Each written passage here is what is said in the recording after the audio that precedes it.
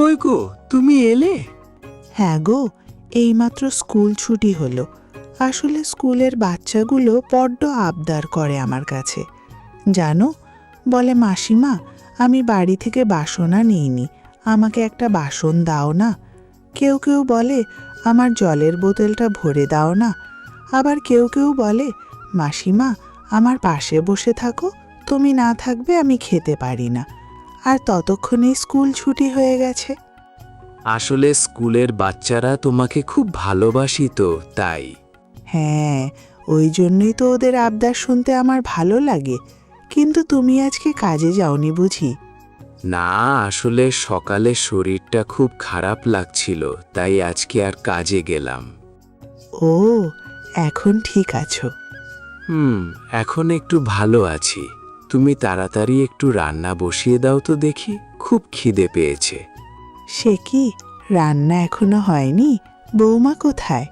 আর বৌমা, জানি না, ছেলে আর বৌমা কোথায় একটা বেরোলো। ও ঠিক আছে, আমি রান্না করে দিচ্ছি। তুমি ততক্ষণে একটু বিস্কুট আর জল খেয়ে নাও, বুঝলে? আমি এক্ষুনি করে দিচ্ছি রান্না।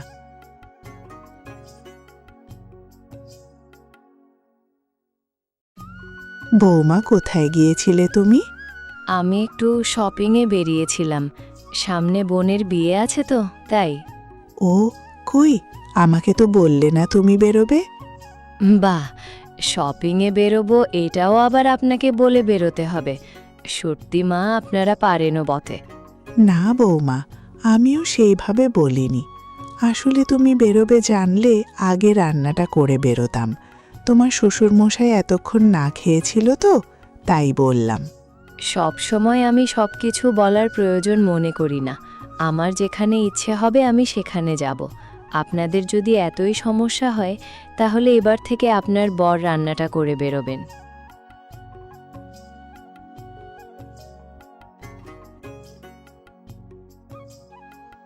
কেন শুধু শুধু বলতে গেলে বলো তো তুমি? ভুল হয়ে গেছে বৌমা, আর কখনো বলবো না।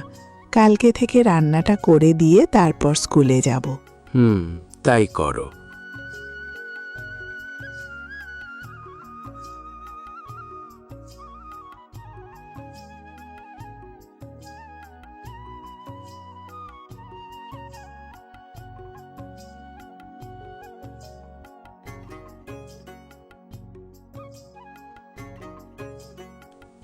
কি হলো মিনা, কি হয়েছে তোমার? ও কিছু না, একটু মাথাটা ঘুরে গিয়েছিল।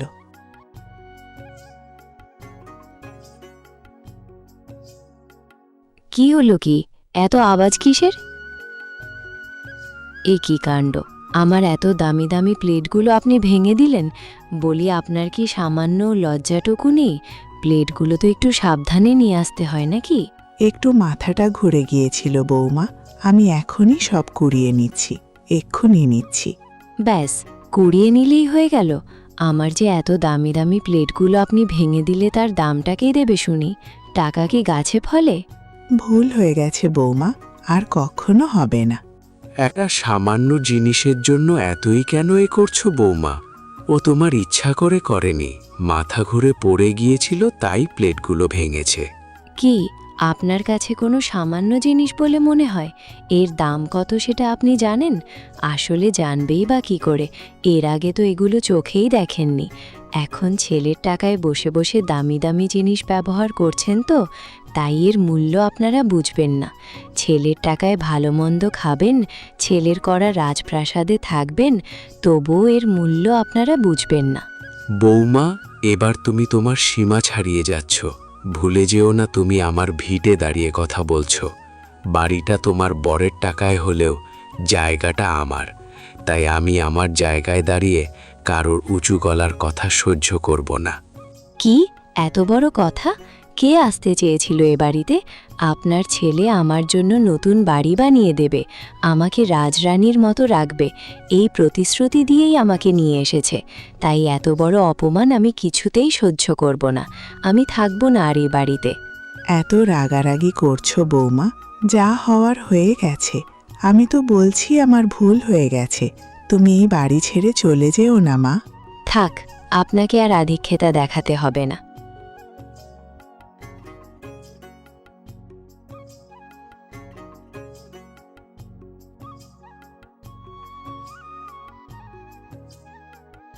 কি হয়েছে?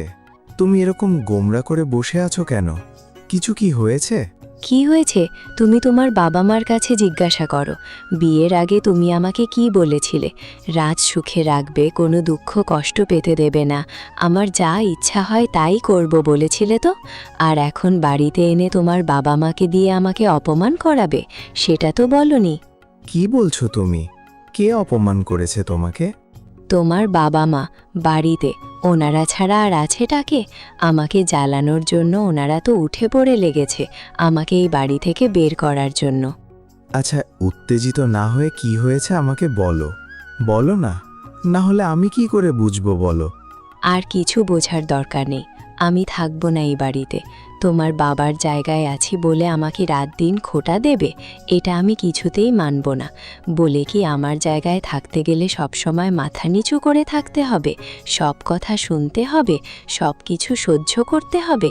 না হলে বাড়ি থেকে বেরিয়ে যাও। সে কি বাবা এইরকম কথা বলেছে? আমি এত টাকা খরচা করে এত বড় বাড়ি বানালাম, আমি কি বলেছি ওনাদের এই বাড়ি থেকে বেরিয়ে যাও? তুমি ভাবো কেমন বাবা মার সাথে থাকো তুমি, এ বাড়িতে যারা তোমাকে সহ্য করতে পারে না। আমি আর থাকবো না এ বাড়িতে, এক্ষুনি চলে যাব আমি মা বাপের কাছে। তুমি কি যাবে আমার সাথে? যেতে তো হবেই। যারা আমার বউকে গালমন্দ করে, ওনার জায়গার উপর আছি বলে রাত দিন খোটা দেয়, ওরকম মানুষের সাথে আমি থাকতে পারবো না। চলো তাড়াতাড়ি ব্যাগ গোছাও, এক্ষুনি বেরিয়ে যাব। মা, আমি চলে এসেছি তোমার কাছে। আরে প্রিয়া, তুই এসেছিস? আয় আয়, ভিতরে আয়। তোকে দেখার জন্য আমি কবে থেকে পাগল হয়ে যাচ্ছি। কতদিন আসিস না বলতো তুই এই বাড়িতে? আর চিন্তা করতে হবে না মা, আমি পুরোপুরিভাবেই চলে এসেছি তোমার কাছে। এখন থেকে আমি তোমার কাছেই থাকব। না মা, আমি আর কখনো ফিরব না ও বাড়িতে। আমি পুরোপুরিভাবে চলে এসেছি। আজ থেকে আমি আর বিমল এই বাড়িতেই থাকব। সত্যি মা, তুই আমার কাছেই চলে এসেছিস?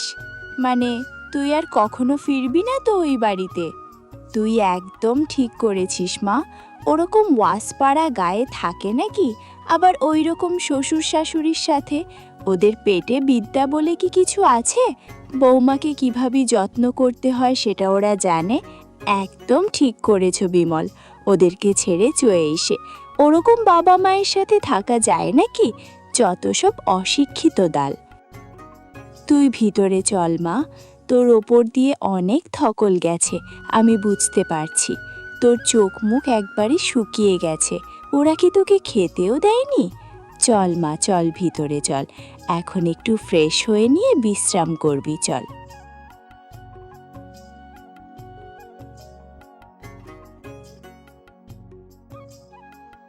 প্রিয়া, কি? আমি তো অফিসে বেরোবো, তাড়াতাড়ি একটু রান্নাটা বসিয়ে দাও। আমি তাহলে অফিসেই খেয়ে যেতে পারি। আমি রান্না করব? হাসলে তুমি বিমল। আমি কবে কিচেনে ঢুকেছি বলে তোমার মনে হয়? তাহলে আমি কি খেয়ে বেরোবো? সেটা আমি কি করে বলবো? বাইরে কোথাও থেকে খেয়ে নেবে। ও ঠিক আছে।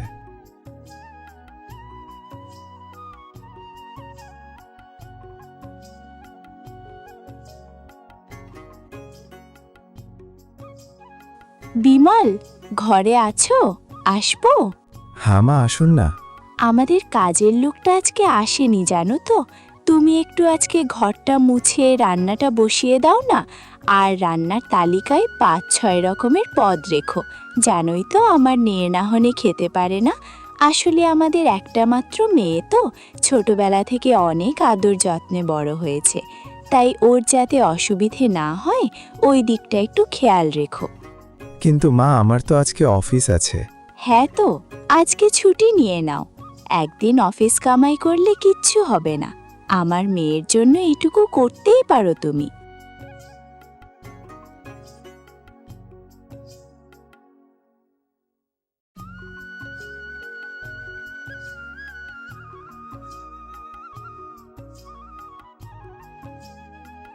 এই বাবু, তুই রান্নাঘরে কি করছিস?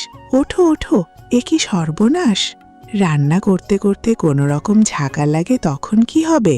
ওঠ ওঠ, তোকে রান্নাঘরে ঢুকতে কি বলেছে? না মা, আমাকে কেউ কিছু বলেনি। আসলে তোমার তো শরীর খারাপ, তাই একটু ভাত বসিয়ে দিলাম।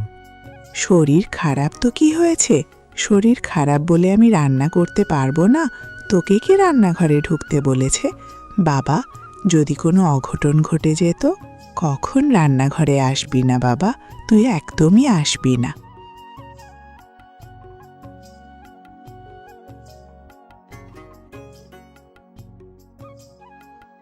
প্রিয়া, বলো। আমি আজকেই বাড়ি চলে যাচ্ছি। তুমি কি আমার সাথে বাড়ি ফিরতে চাও? বাড়ি? তোমার বাড়ি? মানে তোমার ওই বাবা মার কাছে?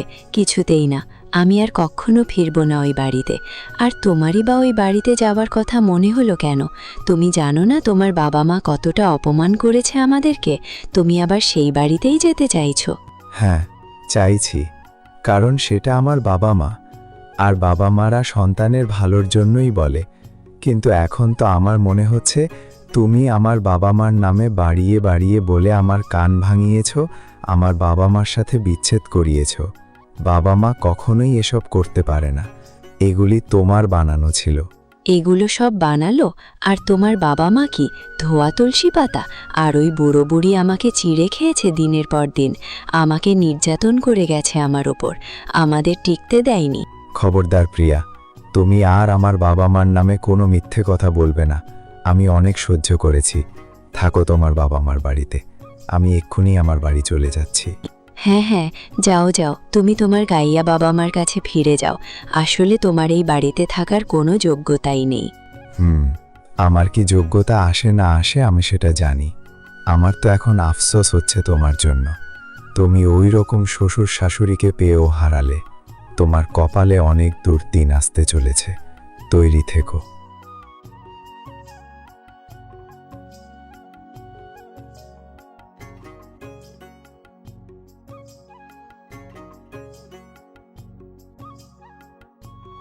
বাবা মা।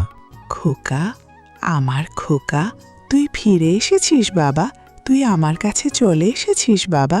তুই আর কখনো আমাদের ছেড়ে যাবে না তো বাবা?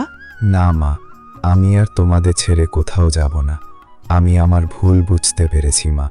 আমি অনেক অন্যায় করেছি তোমাদের সাথে, আমাকে ক্ষমা করে দিও মা।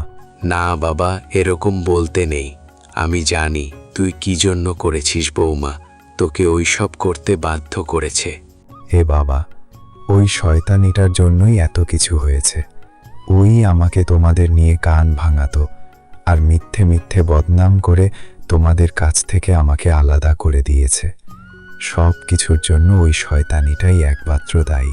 কিন্তু কোথায়? সে ফিরে আসেনি এই বাড়িতে। না মা, আমি ওকে নিয়ে আসিনি, অবশ্য ও আসতেও চাইনি, আর আসার দরকারও নেই। ওর থেকে যত দূরে থাকা যায় ততই আমাদের মঙ্গল। ওকে আর কখনো ফিরিয়ে আনার কথা বলবে না তোমরা।